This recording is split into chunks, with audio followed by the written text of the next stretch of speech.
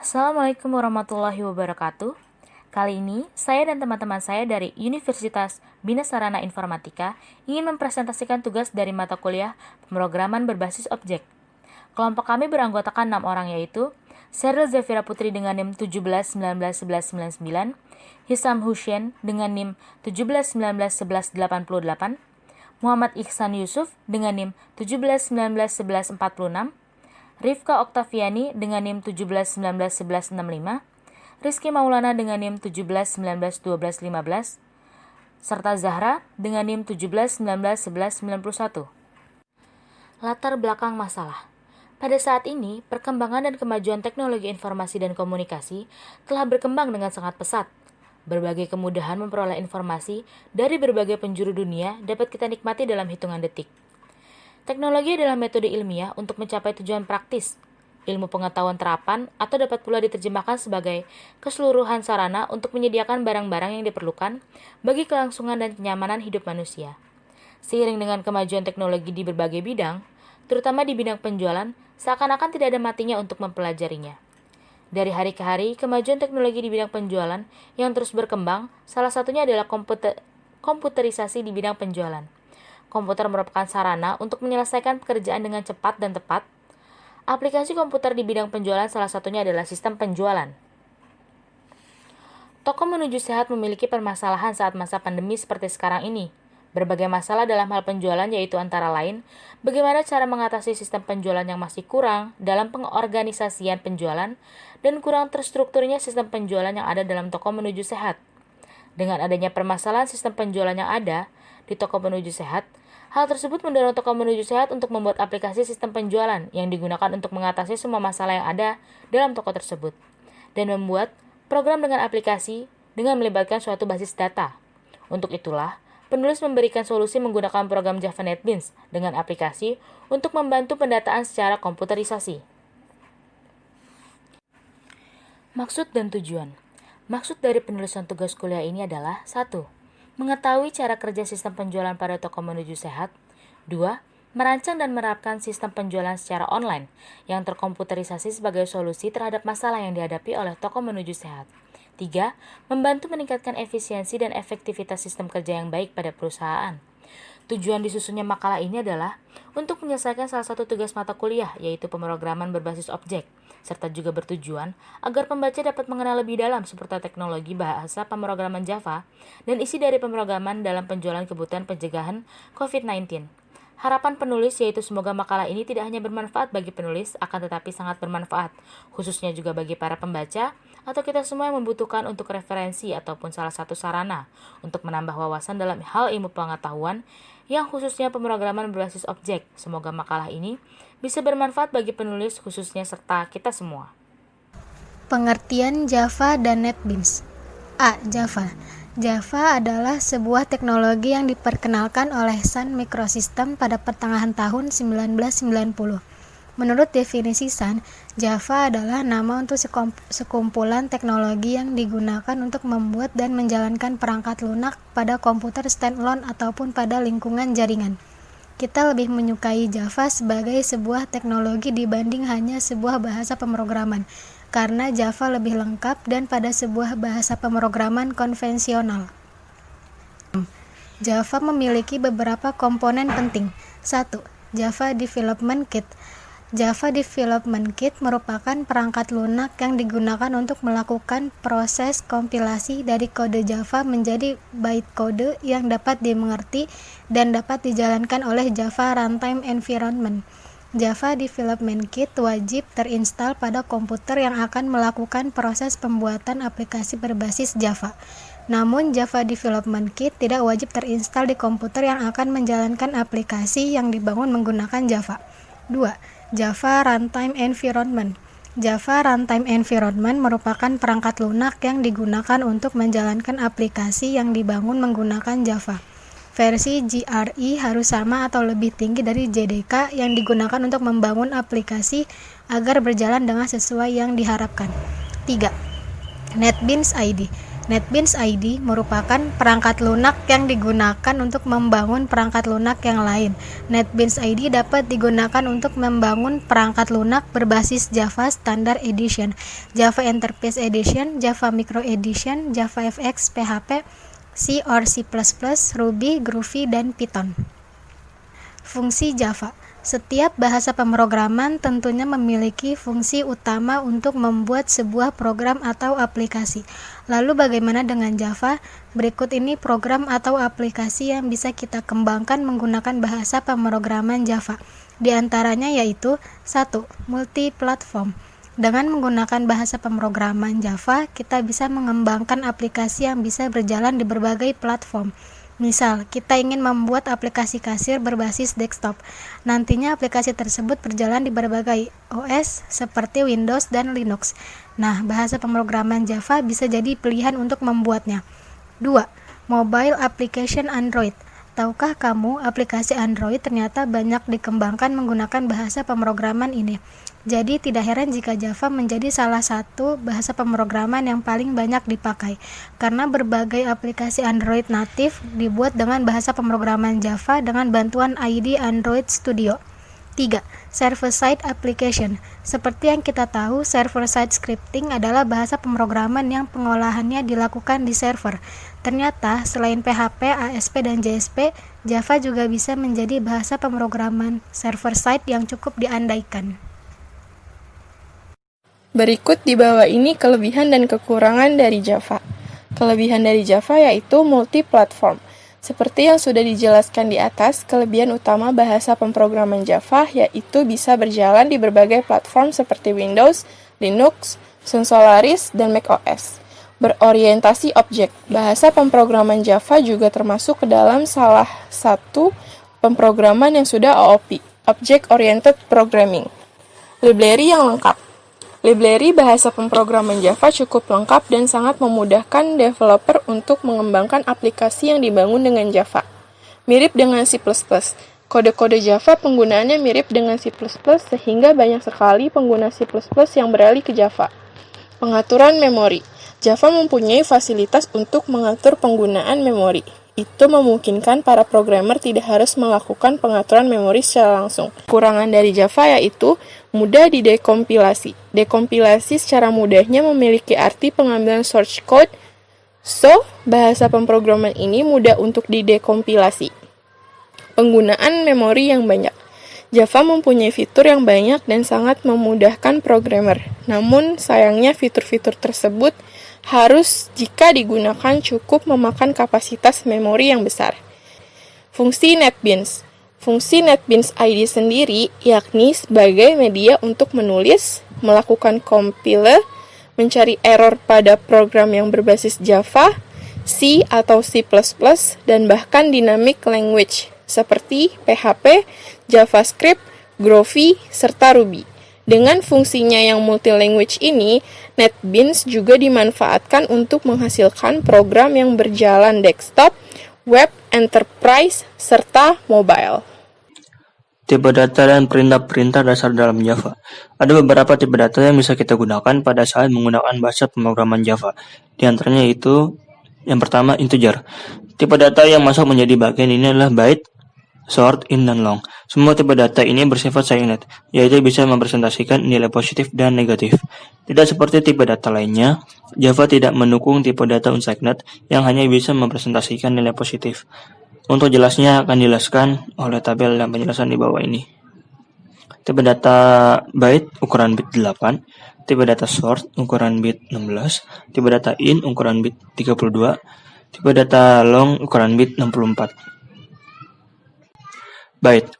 Tipe byte umumnya digunakan pada saat kita bekerja dengan sebuah data stream dari suatu file maupun jaringan, yaitu untuk keperluan proses membaca atau menulis. Selain itu, tipe data ini juga digunakan saat bekerja dengan data biner yang tidak kompatibel dengan tipe-tipe lain yang didefinisikan di dalam Java. Contohnya seperti berikut. Byte A sama dengan 127, system out println buka kurung A tutup kurung titik koma. Ya, next. Short. Pada umumnya diaplikasikan pada komputer-komputer 16 bit yang saat ini semakin jarang keberadaannya. Contohnya, short umur wafi, sort umur adit, sort selisih. Jadi di sini kita menggunakan selisih umur. Umur wafi sama dengan 23, umur adit sama dengan 13. Selisih sama dengan umur wafi dikurang umur adit. Sistem out, println, selisih umur mereka adalah tanda kutip 2 plus selisih plus tanda kutip 2 tahun. In. Tipe ini merupakan tipe yang paling banyak dipakai dalam mempresentasikan angka dalam Java, dikarenakan dianggap paling efisien dibandingkan dengan tipe-tipe integer lainnya. Tipe in banyak digunakan untuk indeks dalam struktur pengulangan maupun dalam konstruksi sebuah array. Selain itu, secara teori, setiap ekspresi yang melibatkan tipe integer byte, short, in, dan long, semuanya akan dipromosikan ke in terlebih dahulu sebelum dilakukan proses perhitungan. Contohnya, in gaji sama dengan 5 juta, in lama kerja, in besar gaji, lama kerjanya sama dengan 4, besar gaji sama dengan gaji dikali lama kerja, sistem out println buka kurung besar gaji, tutup kurung, titik koma. Ya, jadi di sini lama kerja sama dengan 4, besar gajinya 5 juta dikali lama kita kerja sama dengan 4. Next, long. Tipe ini digunakan untuk kasus-kasus tertentu yang nilainya berada di luar rentang tipe in, karena tipe ini punya range paling tinggi dibanding integer lainnya. Dengan kata lain, tipe long terpaksa digunakan jika data memiliki range di luar range in. Contoh, long volume sama dengan 1864, 82421, dan seterusnya. Long masa jenis sama dengan 77886, long masa sama dengan volume dikali masa jenis, sistem out println buka kurung masa tutup kurung titik koma. 2. Char. Tipe data char merupakan tipe untuk menyatakan sebuah karakter. Java menggunakan karakter Unicode untuk merepresentasikan semua karakter yang ada. Unicode ialah sekumpulan karakter yang terdapat pada semua bahasa, seperti bahasa Latin, Arab, Yunani, dan lain-lainnya. Karena bahasa Java dirancang untuk dapat diterapkan di berbagai macam platform, maka Java menggunakan karakter Unicode yang membutuhkan ukuran 16 bit. Untuk karakter-karakter yang tidak dapat diketikkan secara langsung melalui keyboard, Java menyediakan beberapa escape sequence atau pasukan karakter yang dianggap sebagai karakter tunggal. Escape sequence tidak dianggap sebagai string, melainkan tetap sebagai tipe karakter khusus. Di bawah ini akan dijelaskan beberapa contoh tentang escape sequence. Kodingannya yaitu char ch sama dengan 65. 65 merupakan kode untuk karakter A, system out println ch1 dengan plus ch, ch plus plus, titik koma, increment atau menaikkan nilai sebesar 1, system out println ch2 sama dengan plus ch, titik koma. Ya, ini adalah keterangan dari escape sequence, yaitu misal tanda atau T, keterangan tab, tanda atau B, backspace, tanda atau N, baris bolu atau line fit, dan sebagainya. 3. Boolean. Tipe Boolean adalah tipe data yang digunakan untuk menampung nilai logika, yaitu nilai yang hanya memiliki dua buah kemungkinan, benar atau salah. Tipe ini ditandai dengan kata kunci boolean. Dalam bahasa Java, nilai benar dipresentasikan dengan kata kunci true, dan nilai salah dengan kata kunci false. 4. Floating point. Tipe floating point digunakan untuk mempresentasikan nilai-nilai yang mengandung pecahan atau angka desimal di belakang koma, seperti 3.14, 16,5, titik 25, dan sebagainya. Bilangan semacam ini disebut sebagai bilangan real. Dalam Java, tipe ini dibedakan menjadi dua jenis, yaitu float dan double. Untuk jelasnya akan dijelaskan oleh tabel dan penjelasan di bawah ini. Float. Tipe ini digunakan untuk menandakan nilai-nilai yang mengandung presisi atau ketelitian tunggal atau single precision, yang menggunakan ruang penyimpanan 32 bit. Presisi tunggal biasanya lebih cepat untuk prosesor-prosesor tertentu, dan memakan ruang penyimpanan setengah kali lebih sedikit dibanding presisi ganda atau double precision. Permasalahan yang timbul dari pemakaian tipe float untuk nilai-nilai yang terlalu kecil atau justru terlalu besar, karena nilai yang dihasilkan akan menjadi tidak akurat. Double. Tipe ini mengandung tingkat ketelitian ganda atau presisi ganda atau double precision, dan menggunakan ruang penyimpanan 64 bit untuk menyimpan nilai. Tipe double tentu lebih tepat untuk melakukan perhitungan matematis daripada tipe float. Untuk perhitungan yang bersifat bilangan real dan menghasilkan hasil yang lebih akurat, maka lebih baik menggunakan tipe double. Perintah-perintah dasar dalam Java. 1. If. If mempunyai pengertian. Jika kondisi bernilai benar, maka perintah akan dikerjakan. dan jika tidak memenuhi syarat maka akan diabaikan. 2. If else. If else mempunyai pengertian. Jika kondisi bernilai benar maka perintah 1 akan dikerjakan, dan jika tidak memenuhi syarat maka akan mengerjakan perintah 2. 3. Switch case. Switch case ini memiliki kegunaan sama seperti if else bertingkat, tapi penggunaannya hanya untuk memeriksa data yang bertipe primitif integer saja. 4. Iterasi. Iterasi memungkinkan kita melakukan perulangan terhadap suatu perintah tanpa menulis perintah yang sama secara berulang. Terdapat 3 jenis iterasi, yaitu a while, merupakan instruksi perulangan yang mirip dengan perulangan for. Bentuk pengulangan while dikendalikan oleh syarat tertentu, yaitu perulangan akan terus dilaksanakan selama syarat tersebut terpenuhi. B. Do while, merupakan bentuk perulangan pelaksanaan perulangan terlebih dahulu dan pengujian perulangan dilakukan di belakang. C. For, bila pernyataan di dalam for lebih dari satu maka pernyataan tersebut harus diletakkan di dalam tanda kurung. 5. Return. Dengan menggunakan perintah return, alur eksekusi dikembalikan ke bagian dari program yang memanggil metode tersebut.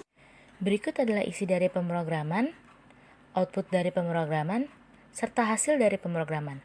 Setelah ini akan ditampilkan penjelasan tentang pemrograman tersebut. Ya, baik teman-teman. Saya di sini untuk melanjutkan penjelasan dari kelompok atau teman-teman saya yang tadi. Jadi ini contoh programnya kita buat. Contoh programnya kita buat ini adalah Java Frame. Saya menamakannya program.java. Ini tampilan frame-nya, yaitu toko kita di sini karena saat ini sedang pandemi ya, suatu pandemi virus. Jadi kita membuat toko tentang kesehatan, menjual berbagai macam peralatan kesehatan. Toko menuju sehat ya. Ya, ini tabelnya, kita membuatnya simple agar bisa dipakai sama semua orang. Dan di sini adalah codingannya dari tabel tadi agar tabelnya berjalan. Nah, saya akan menjelaskannya secara singkat saja ya. Jadi pertama ini di nama konsumen. Di nama konsumen ini saya menggunakan text field untuk mengisi suatu teks. Ya, di sini codingannya saya taruh. Kita lihat. Ya, enggak ada ya. Karena ini hanya mengisi nama. Jadi tidak usah.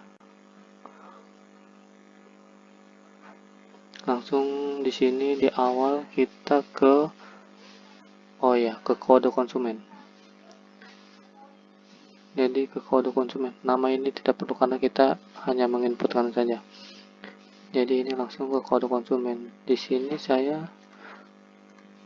kode konsumennya itu memakai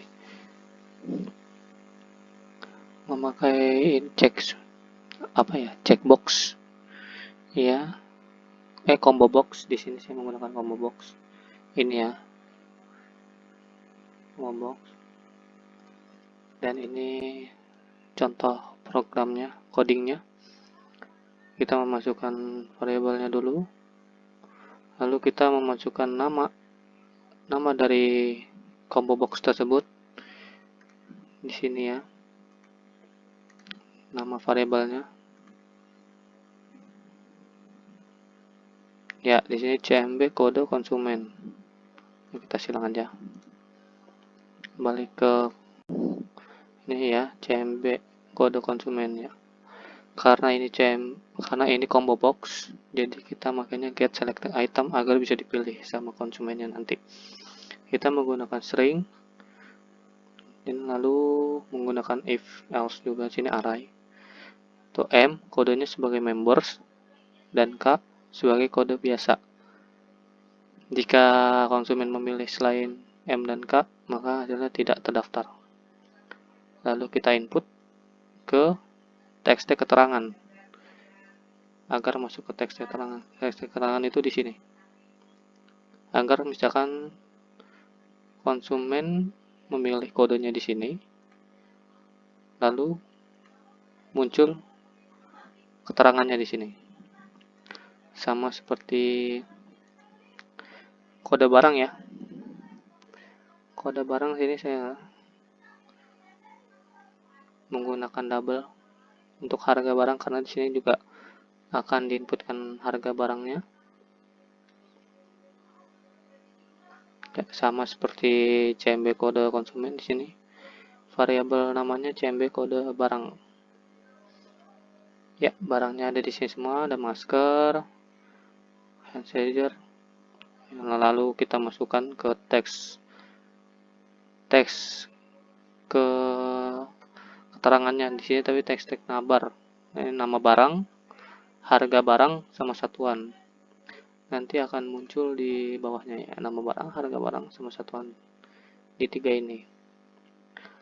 Lalu saya jumlah belinya saya menggunakan combo box di sini. Ya.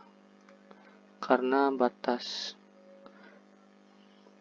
pembeliannya hanya 3 saya berikan. Ya, sama seperti yang lainnya di atas combo box. Dimasukkan juga ke teksnya, terangannya. Lalu ada rumus di sini. Button bayar. Ini kita menggunakan tombol untuk memprosesnya, menjumlahkan semuanya, lalu menghasilkan total harga dengan sebuah tombol buton di sini.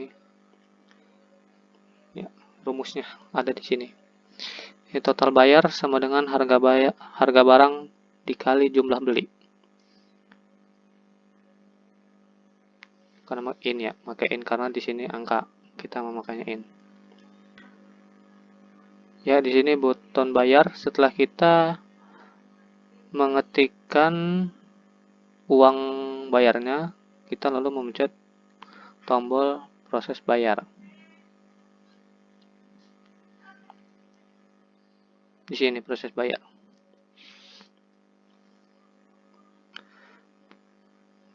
Di sini juga ada rumusnya. Uang kembalian sama dengan uang bayar dikurang total bayar. Nah, jika kita memasukkan uang kurang, maka dia akan menampilkan uang Anda kurang. Oke, seperti itu aja dari penjelasannya. Mari kita coba programnya.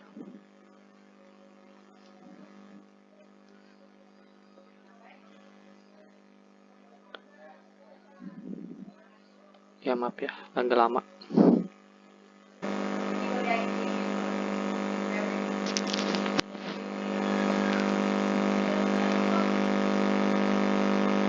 Ya, di sini sudah muncul outputnya.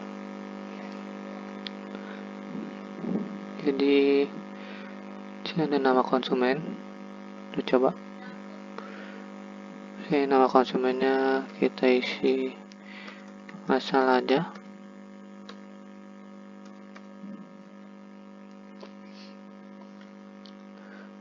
Kode konsumennya kita pilih yang member. Di sini akan tertulis member.